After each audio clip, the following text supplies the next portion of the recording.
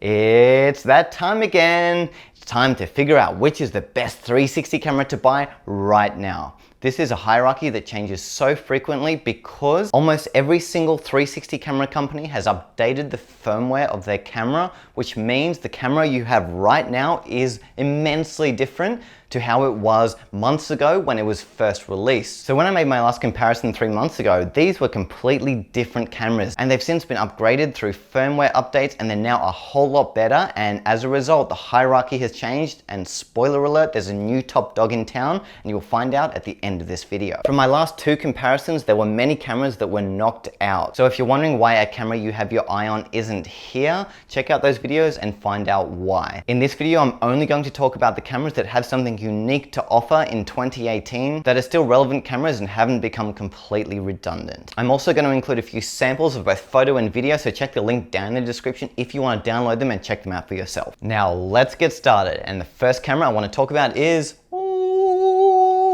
the GoPro Fusion. It's everyone's favorite camera right now, and you guys have probably already seen all the videos I've made about it, and I think we can all conclude this is an awesome camera all around for photo and video. This camera just delivers. It's hard to shoot bad content with this thing. Yes, there's a lot of post-production issues, and you need a fast computer if you're going to even think about dealing with videos with this camera. However, this probably has the most amount of pros of any of the 360 cameras, so check out my review of this camera if you want to see all the pros and cons. However, the reason I'm not ending this video here and telling you to buy the Fusion is because of the price. This is not a cheap camera. You will have to save up to buy the Fusion, and this means it's not for everyone. It's currently around $700, and given the average price of a 360 camera is between $200 and $400, this is almost double the price. Yes, it's a much better camera, but not that much. It's not 3 times better. It's more like 1.5 to 2 times better than the vast majority of 360 cameras. So you need to ask yourself, am I willing to pay 2 to 3 times the price for 1.5 to 2 times better of a 360 camera? The answer is no for the vast majority of people, only because all the other cameras on this list offer so many amazing qualities that are good enough for social media, and social media seems to be the target for the vast majority of 360 camera owners, which means you simply just don't need a camera that can shoot video that looks that good when it's only being displayed on a small little Instagram screen. Next, we have Old Faithful Gear 360 2016. And is this camera still relevant today? Yes, but there's so many other good options that it's really hard for me to recommend this camera to people now. The only thing it has above every other camera is the price. The price is just so incredible that it's hard for me to knock this camera off the list, because if you only have $70, then I would totally recommend buying this camera, because buying this is better than having no 360 camera. So if you just want to get a taste for 360 and you own a Samsung phone, then this is a great first camera to own. However, basically every other camera is better than it in every way. This brings me to its younger brother, the Gear 360 2017, and I've got some bad news. My Gear 360 2017 has died. Oh, no, why? When I hold the on button, it doesn't turn on anymore, so I can't use this camera. Not that I was going to, because again, this is a camera that does not outperform the other 360 cameras at anything, so I would not recommend buying this camera. As much as I did love this camera a year ago, so much innovation has happened, and all the other cameras have received so many amazing improvements. This has not received basically a single improvement through firmware. Neither has the previous Gear 360, so because of that, it offers nothing unique, and you should not buy this camera.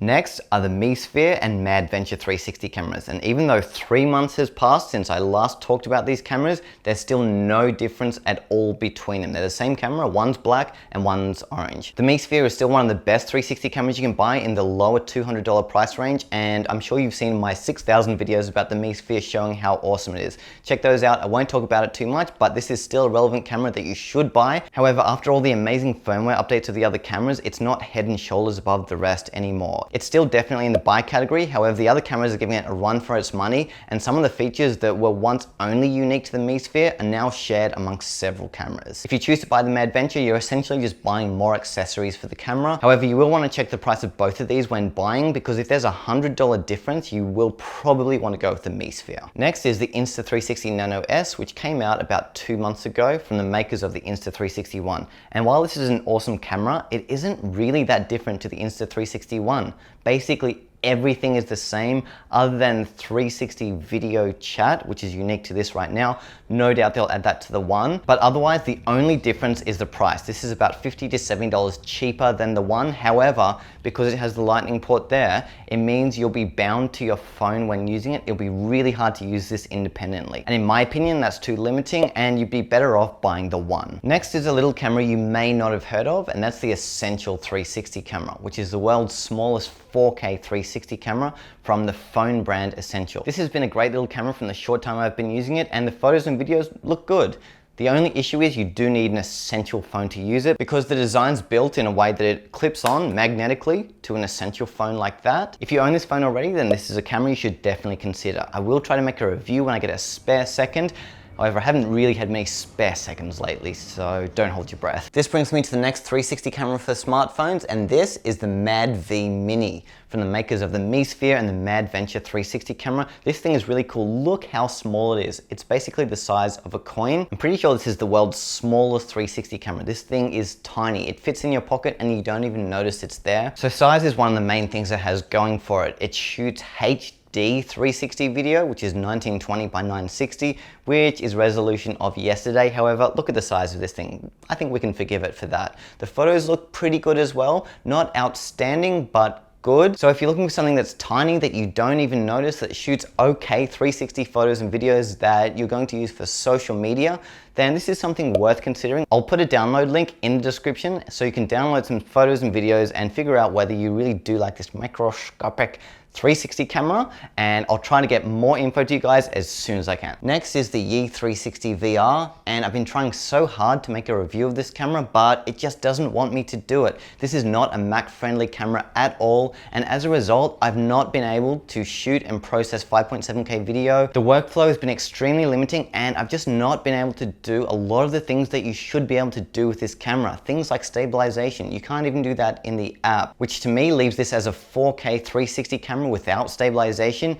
and add to that the inferior image quality to basically every other 360 camera. This doesn't look great. The dynamic range isn't good. The overall look, I'm just not really that happy with. So unfortunately, I'm sad to say I probably will not be making a review of this camera until things are improved significantly and I can actually work with this thing, because at the moment it's not really usable. It also seems like they have a really small team and updates are coming really slowly. This camera just has too many issues right now. I feel like it's really not ready to be released. I mean, look, most 360 cameras aren't ready to be released. When they come out, they're filled with issues that people have to deal with. But the Yi really does have too many issues. Unfortunately, I'm going to have to put this in the meh category. And if you want a more proper review, I'd strongly suggest checking out my friends' reviews, Michael from 360 Rumors, Hugh from Creator Up, and Daniel the 360 guy. Next is a camera I don't own, and that's the Vooz 3D 360 camera. Last time this was on the meh list, only just making it, and unfortunately I'm going to have to put this on the do not buy list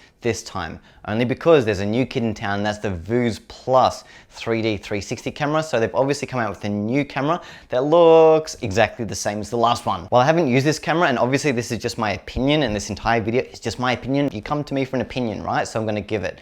3D 360 hasn't really taken off yet. It will have its day one day, but that day isn't today. Unfortunately, it's just so hard to view 3D 360 because you need a headset.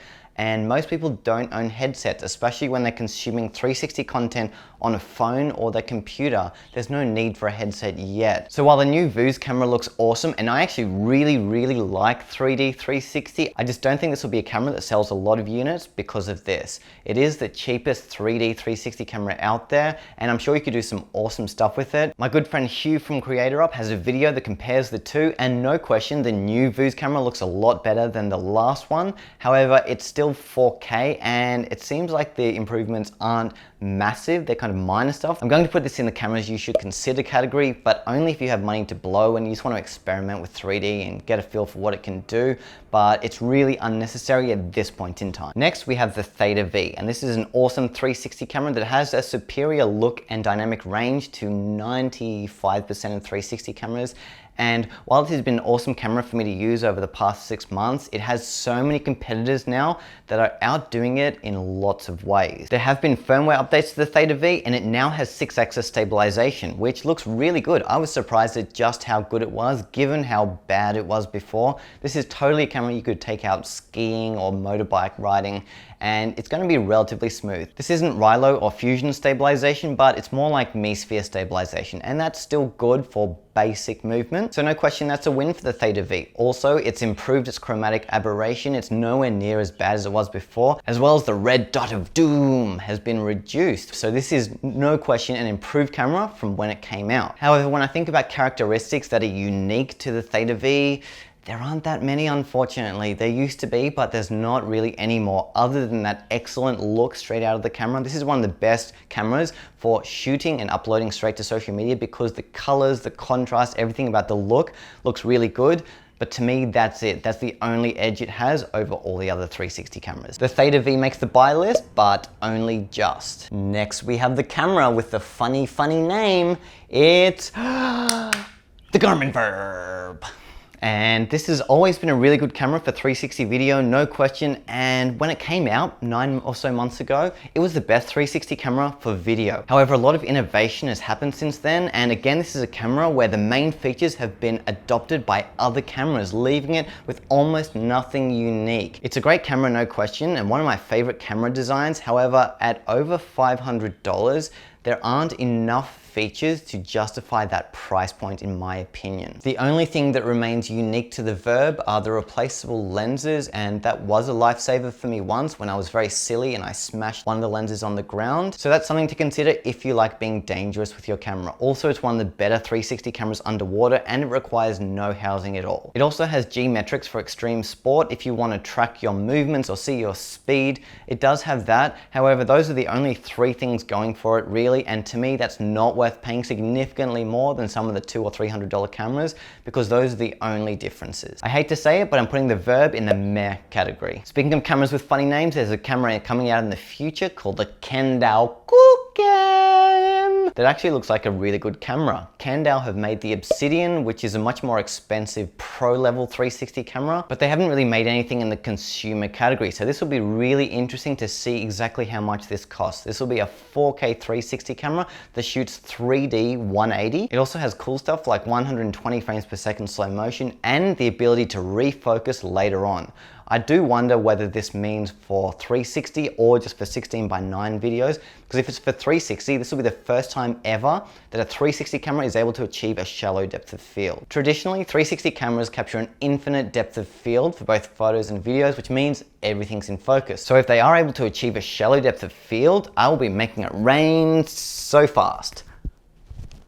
And then not eating. I'm really curious to see what the price will be with the Kucam, because that will determine whether it's going to be a consumer camera or a pro camera. If it's under $600 or $700, this could potentially be one of the biggest cameras of 2018. However, I feel like it's going to be more around the $1,000 mark. We'll know more about the Kucam later in April, so stay tuned to find out whether I go kooky for the Kucam. By the way, really quick, I just want to remind you guys, this is mostly for consumer 360 cameras, not the pro stuff like the Insta360 Pro, Kandao Obsidian, Zcam, and all of those awesome cameras. If you're a pro and want to learn more about pro cameras, check out Hugh from CreatorUp because he knows a lot more about them than I do. So according to my calculations, we have 2 cameras left. Can you guess which ones they are? They are the Rilo and the Insta360 ONE. One of these cameras is my camera of choice right now at this point in time as the best 360 camera you can buy right now under $500. These cameras are both amazing for stabilization, hyperlapses, and reframing. They both have awesome apps that allow you to turn your 360 videos into amazing cinematic 16:9 videos. However, one is vastly better than the other and vastly cheaper. Yes, my camera of choice right here, right now, at this point in 2018 is the Insta360 ONE. Insta360 have just made a whole lot of firmware updates to this camera and fixed basically every issue I had when I made my initial review of the Insta360 ONE. So here are the reasons the Insta360 ONE is my camera of choice right now. Firstly, the stabilization. They've just updated it to what they call flow state stabilization, which is clearly heavily influenced by the Rilo. It's silky smooth, you can shake your camera around like crazy and the horizon will stay dead perfect. Next, they've improved the picture quality. This is an issue I've always had with Insta360 cameras, is while technically they've been a good camera on paper, the look just hasn't been that good. The contrast has been poor, the saturation not that good, the look and feel of the photos and videos have just been flat compared to the other 360 cameras. However, I've noticed a significant improvement with the latest firmware update that now makes this a camera that you can shoot and upload to social media basically without color correcting. Next is the app. Insta360 have without question the best app for 360 cameras right now. It's not only super easy to shoot and view your media, but also to reframe. Not gonna lie, I'm pretty sure they've copied everything about the Rilo app, everything that was good about the reframing, and added it to their app, including the menus where you can stabilize and reframe. It looks almost identical. So that's naughty Insta360. However, that has improved this camera out of sight and made the Rilo inferior in basically every single way. Don't get me wrong, the Rilo is a great camera and you should consider it. Do check out my review of it to see all the pros and cons. However, at a $500 price point compared to under $300, I think I saw this on Gearbest for $270. It's just not worth paying twice as much for basically the same camera, if not an inferior camera. Whenever I get asked which the best 360 camera is for live streaming, I always send people to Insta360 cameras because they simply are. If you're a live streamer, this will give you the best picture quality and best connection, just best overall experience for your 360 live streaming over every other 360 camera on this list. So no question, if that's important to you, you should totally go for the Insta360 One. This is a great camera for bloggers and it's also a great camera for semi-professionals. No way would I use this for anything professional. However, if you're just shooting for social media, this is really the perfect all-around camera now. I do want to address the fact that it has a lightning port here, which means it's more made for iPhone than Android. However, they do have an adapter now that will allow you to use this with your Android. This also is a standalone 360 camera. It works so much better than the Insta360 Nano, Nano S, and Air because it has that tripod screw on the bottom, so you can use it independently. And you can connect wirelessly to your app, set up a self-timer. If you want to take an independent shot with the camera far away from you, you can do that. The only downside to this is it's a Bluetooth connection and you can't see your live preview, and you have to plug this into your phone if you want to see what you actually shot. So that's one of the few downsides this camera has now. I can't believe I'm saying it because when this camera came out, I had a list of flaws from floor to ceiling about what was wrong with this camera, but Insta360 have gone and fixed every issue. This is what I like about Insta360. They're always improving what they've already got. Almost every single week you'll see either an update to the firmware of their cameras or an update to their app that makes the user experience a lot better and means they're continually improving this camera to become a completely different camera to when it was first released. Who knows what the future holds? This could become twice as good again, and I've got no doubt they'll be working on what's next, what the next amazing thing will be that they can add to this camera. The last time the winner of this comparison under $500 was the Xiaomi Mi Sphere, and this is still an awesome camera. You shouldn't feel hard done by if you bought this because it hasn't gotten worse. It's actually gotten better since 3 months ago. It's only because the Insta360 One has made more improvements than the Mi Sphere has, and there are a lot of improvements to the Mi Sphere. Things like shooting RAW. You can shoot RAW now and stitch on your computer in seconds. Also, they've got some really good free stitching apps. Definitely check out the Mi Sphere Facebook group if you want to learn about all the awesome innovations of the Mi Sphere. This is still a great camera and I will be using it. However, going forward, the Insta360 One seems to be leading the way for innovation. This is a really tough industry. You've either got to innovate with your camera or die, and cameras like Rilo and Gear 360 are not innovating, and we're seeing a huge drop of sales and interest in those cameras as a result. Then you have cameras like these four where they're continually updating the firmware, improving the camera, making it better, trying to beat the competitors, and that keeps them competitive and in the game. I'll put links down in the description to where you can find all the cameras you've seen in this video for the best price possible. So I'm at the end of editing this video, and something I just want to add is the Insta360 One does tick a lot of boxes. However, 2 boxes it doesn't tick are low light and mixed lighting. You can see visible noise in both situations. Surprisingly, the Theta V actually does really well in both of those situations, so maybe I didn't give it quite enough credit. It's a great camera. All three are. Theta V, Mi Sphere, Insta360 One, definitely your top contenders under $500. And that just confused things a whole hell of a lot, didn't it?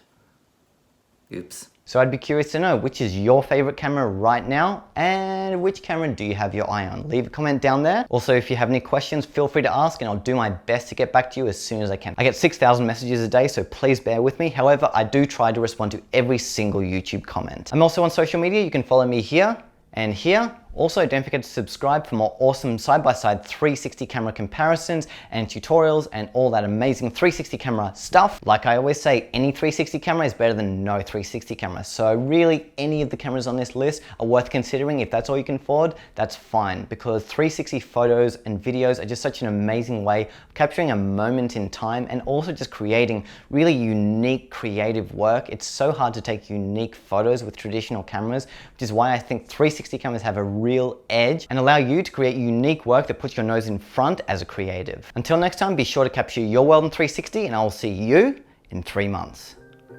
Well, I'll see you before then, but we'll do this video again in 3 months. Okay, bye.